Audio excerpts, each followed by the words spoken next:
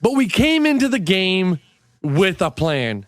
We had a very specific agenda day 2 when we got there. But I kind of thought we were going to bounce. Like, didn't you think, like, when it was 10 o'clock at the hotel on Saturday night, part of me was thinking, fuck it, we're all going to sleep right now. Like, if the vibe for a second felt like we're going to bounce. I gave everybody an out. I was in. Let's do this. Let's go. Get your asses up and let's go. But if you want to stay in, tell me, and I will settle down and order some Chinese. But everybody was like, yeah, we're going. And an hour later, I drug y'all's asses out of the hotel. And this all started about 9 o'clock at night. Let's go. And everybody drug ass. And we left, finally, by 10. Yeah, we got out of there. And so what we were going to do is, because for those who have heard the Vinception radio podcast, we had heard rumor from a random fucking internet source. This person on the internet gave us Vince Vieluf's, said he works at this place. So then we called. For those that heard the podcast, I know we called. We confirmed it. It seems like he did work at this place. He might be the owner. He might be the bartender. But either way, we were like, we've got to find out. So we walked. Day 2, we set an agenda. You got to go all the way from our hotel. You go down 2 blocks. You end up on 6th Street. Then you go all the way down 6th Street. By the way, don't give too much because I don't want to ghost Vince Vieluf, okay? You go all the way down 6th Street. And so we end up down there. It's like a 40-minute walk for us. But we're there. We show up. We walk in the doors. There's maybe 30, 40 people in the bar. Yeah, it was about a 15-minute walk from the hotel. And then we did get 40 there. minutes. It was like 40? Yeah, it was like 40 minutes, like I just said. I thought it was like 15-minute walk, dude. Okay, so either way. It was like 40 minutes. It was like 40 minutes then. So it was a long walk, and we get down there, and you're right. You get down to the bar, and it felt like, it was like one of those hallway bars. Is how it felt to me, like longer. Yeah, like an alley bar or something? Yeah, like an alley bar. And it was really long, and it also felt like, the only place I can think of is similar in Manhattan, Kansas. Went to this place, Annie Mae's, but it was like a dive bar, but it was proud of being a dive bar. Okay, yeah, similar to that. It had this pride of, it had this like feeling of like, we're a dive bar, but we know we're a dive bar and we're embracing it. No, they weren't dive bar though. They were classy. Everybody was dressed in black. Like the tenders, the bartenders were all dressed up nicely. And they didn't serve any domestics. All they served was exotics and shit like that. Yeah, IPAs and local craft brews and shit. Exactly. Now, the thing is, though, there's 30 people in the bar. The band is getting on stage. They're setting up when we show up. We end up sitting at the back end of the bar because it's a long bar going towards the stage from the door. We sit towards the door side. And who, beholds themselves? I don't know what the word. Lo and behold, our bartender who walks up is the one and only Vince Vieluf. Sure as shit. Vince fucking Vieluf. And when I saw it was him, I'm not going to lie. And a lot of people think this is weird because not everybody knows this guy's name. I was like starstruck because this motherfucker. Yeah. I had watched in a movie. Mom up in heaven. What are you doing the money with Mom up in heaven? How many, if I really tried to think of the amount of times I watched Rat Race, it would probably be over 100 times I've watched that movie. I broke a DVD watching it so much. So, I was a little starstruck at first, and then I looked at you, and we first didn't say anything. We ordered the beers. That was just ordered the beers. Hey, and how's it going? Yeah. Can I have a this? Can I have a that? Oh, yeah. All right, man. Cool. Thank you. So then he goes and gets the beers, and while he's getting the beers, we're talking about how we're going to, do it. And you said the best thing is just well, just fucking tell him how we knew. Tell him the whole fucking story. Yeah. About the creepy Twitter person and all of that. Yeah. Because I was going to be I wanted to be coy about it. I wanted to be like, hey, man, you look like... you look like that guy from Rat Race. Yeah. I wanted to be coy, but you said you look like that guy from Grind. Yeah. And you said just fucking throw it out there. So we just threw it out there. The minute he gets back with the beers, we go, hey, man, we heard that you work down here. It's so cool that you do. Yada, yada, yada, yada. Told him the whole story. We're the guys that called and kind of tried to give you a heads up. And immediately, though, it worked because he went that fucking bitch. He knew. Instantly. He was like, man, I've been dealing with some crazy bullshit. And the next thing I know, he's like, hey, guys, you want me to buy you a shot? Yeah, hold on. It was a cigarette first. You guys smoke? Let's go have a cigarette. So we went and hung out on the street with Vince Vieluf, talking hopes, dreams, what we did, what he did, just being like bros, just having a conversation with a dude. We were full on broing out with Vince Vieluf, and he was so fucking cool.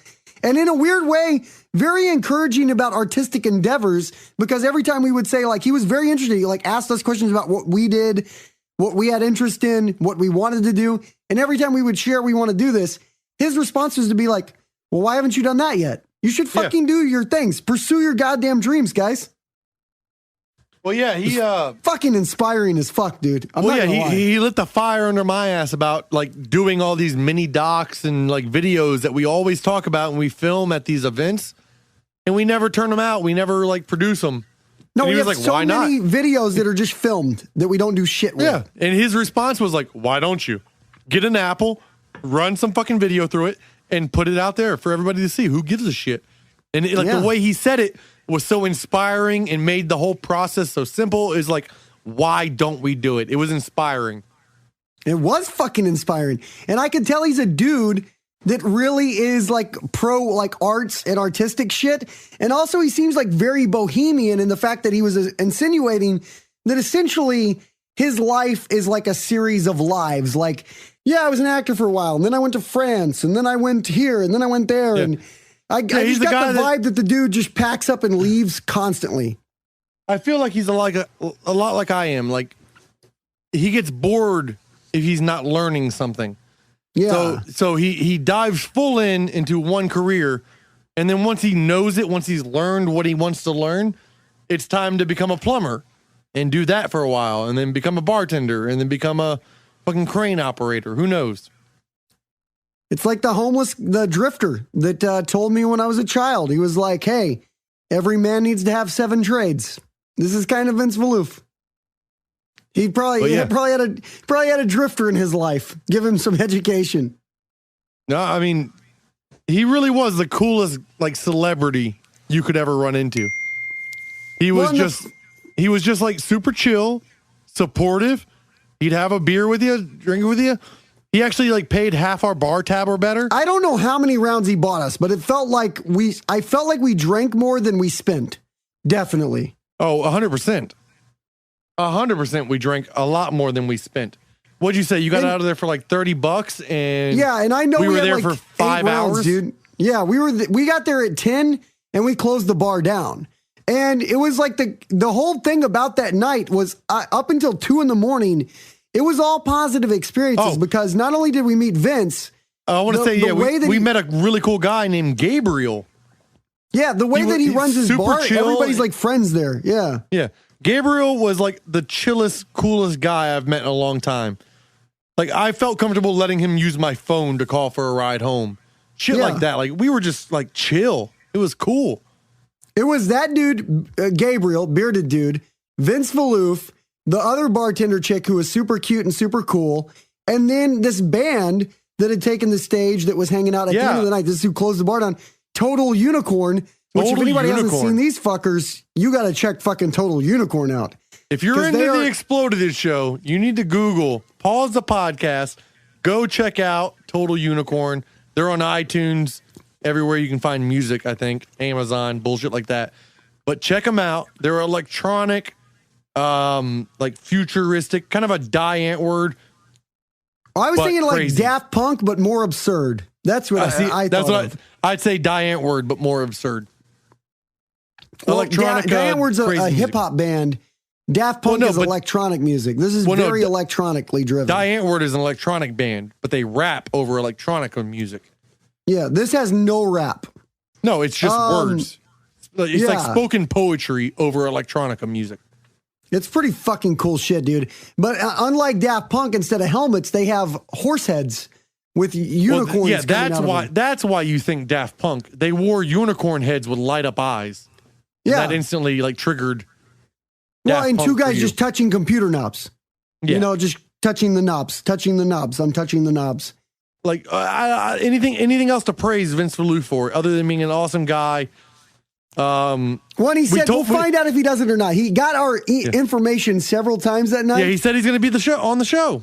So we'll find out if he follows up with it or not. Because my other thought is because we found him, it was like finding a Pokemon. I feel like we might have ghosted him.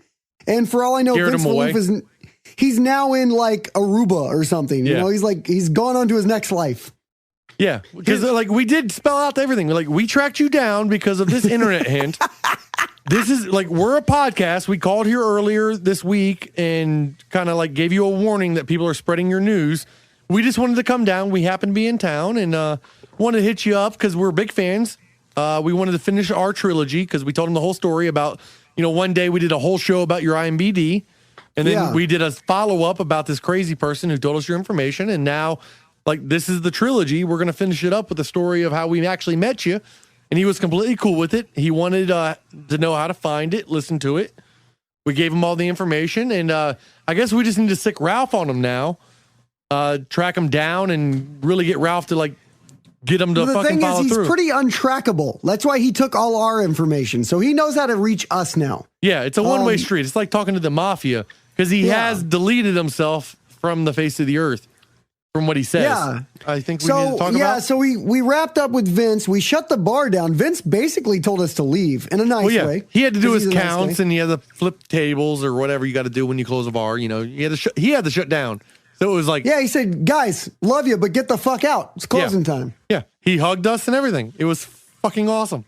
Did we hug Vince Vieluf? Yes, we hugged, dude. It was like, wait. It was like when you and I don't see each other for a long time. It was like, hey, what's up, man? Okay, man, I'll catch you later. Big hug. Talk to you later. Bye. I think you had secondhand embarrassment for me because I kept it cool all night. And then right at the end, when I shook his hand and went to give him like bro hug, I did say something about how he had made me laugh for so. I said some fucking really you weird, dumb stalker shit. You spilled it out, and you're like, "Oh, you're my biggest hero, and I love you." And I was like, was gushing. I was gushing. Yeah, you gushed. And I was like, "Hey, Vince, man, sorry about him. I'll catch you later." And Dr. Grant was like, "I don't know who you are. Bye."